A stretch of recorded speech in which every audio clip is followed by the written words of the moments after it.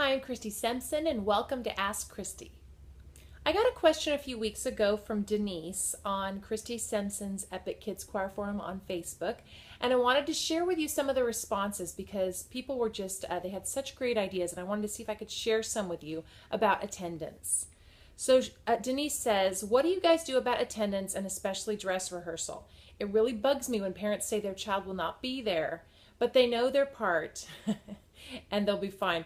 So she says, I hate to say it's mandatory, but I'm thinking about doing that. Yes, that bothers, I think, a lot of us, Denise, when parents say, oh, they can't be there, but don't worry, they know their part. And you want to go, what? But they don't know where to stand. And if they're not there, everybody else can't do their part.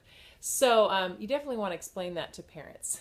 But also, a lot of the people said they do have a mandatory policy. So Tessa said, I require kids to be in attendance 3 out of 5 rehearsals in order to participate in a song when they perform individual songs.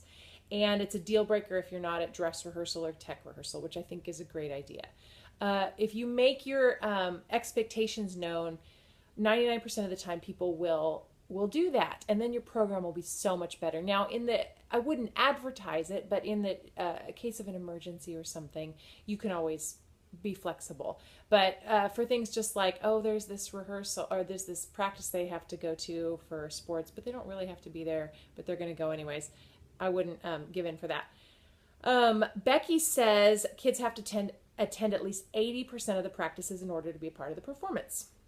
I had to do this because I had kids showing up to dress rehearsal that had not been to any of the practices. That happened to me once when we were doing a performance on Halloween. It was a fall festival, and this kid was up there singing, this pirate, and I had never seen him before in my life. I thought, who is that pirate? It was very funny. I got a good chuckle out of it. But you don't want to do that on a regular basis.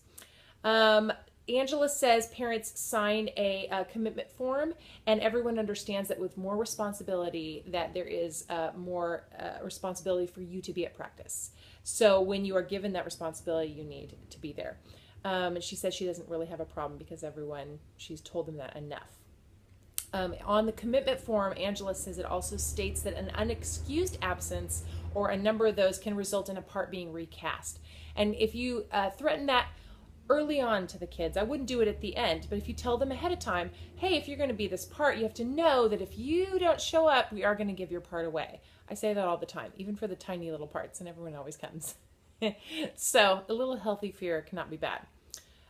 Jessica says they don't go the mandatory route, but they mention in a letter to parents, please limit their absences to 2 or 3 times. So it's kind of on the honor system, which is good too. Also, use Facebook for communication. If parents are on Facebook, then they can really know about all the rehearsals, so there isn't anything lost in the communication with the kids, as we all know happens. Let's see. What I would say is you might want to cast differently. If this is happening a lot, if you've got some really talented person that is super overcommitted and she's in a lot of things, I would consider not picking her. Pick someone that's a little bit less talented, but that will be super, super motivated to be there. And I think you will not regret that. Sometimes we need to go for the non-obvious choice, and it can be very rewarding to do that.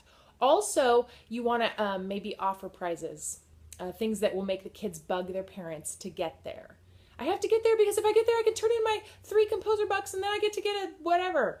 That's very annoying to parents. It happens to me all the time. And it's good because it makes us get our kids there. And it kind of jogs us like, oh, it's important for them to be there. Okay. So get them through the kids. You want the kids to want to be there. So make sure also that things are fast paced and that the kids feel like they need to be there. Like there's always something going on that they need to learn. Because if you go too slow paced, you're going to lose those good kids, as I've said before. And then they won't feel like they need to be there. They will feel like they've learned everything. So anyways, I hope that helps, Denise. Go to Christy Simpson's Epic Kids Choir Forum if you want to read more of the comments on that. There's a lot of really good stuff. And I'll see you guys next week.